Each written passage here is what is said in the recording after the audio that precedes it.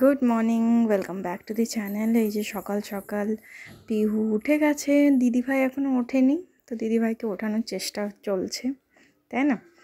তো আজকে প্রথম হয়েছে যে চেরি এখনও ওঠেনি আর তার দিদিভাই এই বনু উঠে গেছে।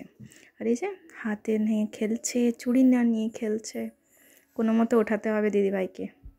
Good morning.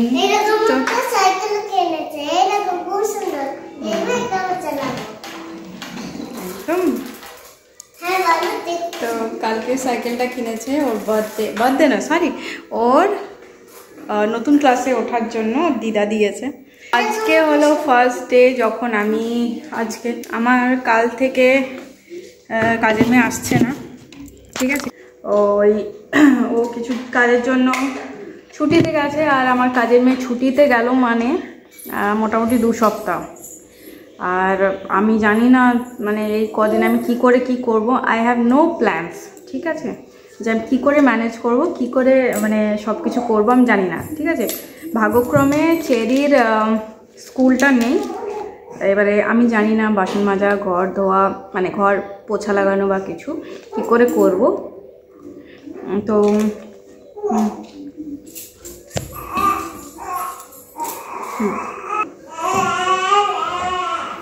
জাস্ট পিহু উঠলো, আমরা সবাই খাওয়া দাওয়া হয়ে গেছে, আমি একটু ঝাড়ু লাগাবো।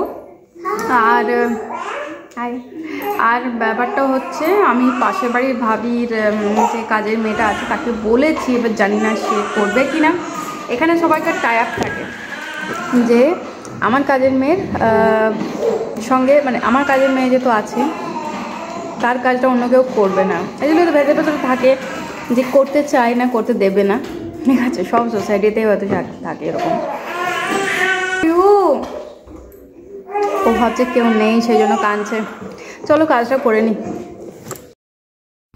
তো বেশি বকবক না করে আমার মনে হলো কাজটা তাড়াতাড়ি করা যাক। যত ভাববো যে এত কাজ তত লেটও হবে আর মেন্টাল প্রেশারও বাড়বে, তাই না? তো প্রথমেই যেটা করলাম, হল ঘরটা আমার অনেকটাই বড়, তো প্রথমে আমি হল ঘরটা ক্লিন করলাম, কারণ এখানেই সারাক্ষণ আমরা থাকি, তো চেরি প্রচণ্ডই নোংরা করে এই জায়গাটা।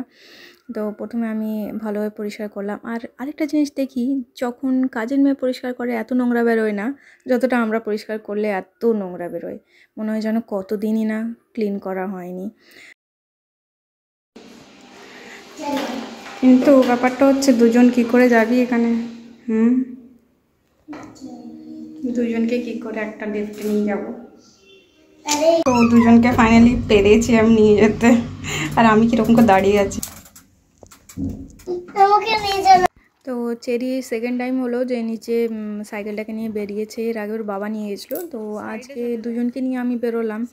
তো এখনও পর্যন্ত অতটা সড়গড় হয়নি যে কিভাবে চালাতে হয়, বা ও বারবার ধরে আমার দিকে তাকাচ্ছে, পেছন দিকে তাকাচ্ছে, সেটাই আমি বারণ করছি যে সামনে দেখে চালাও।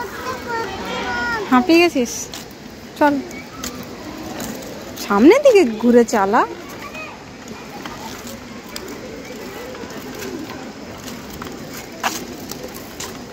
জাস্ট এলাম, তো দুজনকে একসঙ্গে এরকম গাড়িতে করে নিয়ে যাওয়া মানে আমারই যেন দখল হয়ে গেল।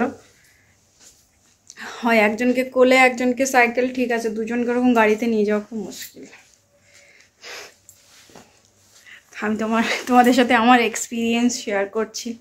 দুজন বাচ্চা থাকলে কখনো দুজনকে একসঙ্গে ওরকম গাড়িতে করে নিয়ে যাও না, অথবা যদি বাচ্চা একটু ঠিকঠাকভাবে নিজে চালাতে আনে ঠিক আছে, নাহলে মানে নতুন চালাতে আনে বা শিখছে, সেই ক্ষেত্রে খুব মুশকিল হয়ে যায়। কারণ আমি একে একটা জায়গায় যে রেখে দিয়ে ওকে চালাবো সেটুকুও তো নয়, সেটা তো হবে না।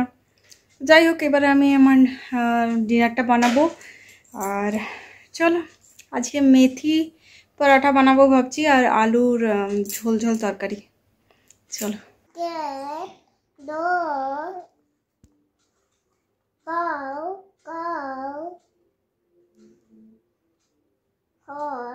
তো আমার খিদে পেলে না আমি এটাই চটজলদি বানিয়ে ফেলি, আমার খুব ভালো লাগে।